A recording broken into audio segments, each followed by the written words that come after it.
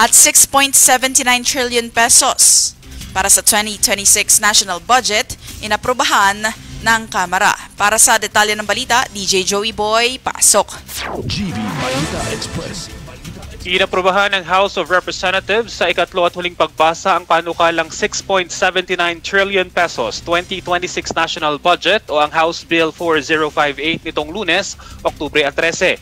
Nakakuha ito ng 287 na boto pabor, 12 tutol at 2 abstention matapos ang deliberasyon mula noong Agosto 18. Ayon kay Speaker Faustino Boji III, ang pagbasa ng budget ay patunay ng pagtutok ng Kongreso sa reforma at pananagutan.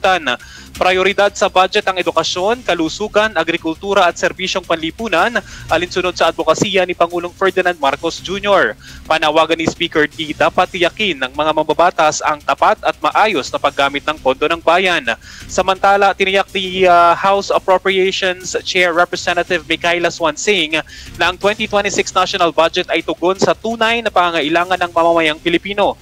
1.28 trillion pesos ang inilaan sa edukasyon, pinakamalaki sa kasaysayan, lampas sa 4% global benchmark. Kabilang dito ang pondo para sa libreng kolehiyo sa ilalim ng Universal Access to Quality Tertiary Educations Act. 411.2 billion pesos naman para sa kalusugan, kabilang ang 113 billion pesos para sa PhilHealth at 49 billion pesos sa Zero Balance Billing Program para sa mahihirap.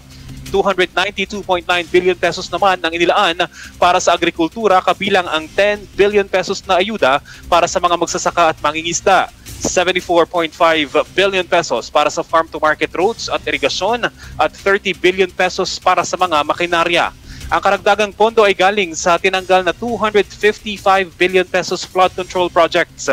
Ayon kay Swansing, wala nang infrastructure projects na maaaring pondohan mula sa unprogrammed appropriations maliban na lang kung may dagdag na kita ang gobyerno. Ipinaalala rin niya na hindi bahagi ng national budget ang unprogrammed appropriations at hindi ito otomatikong mapopondohan.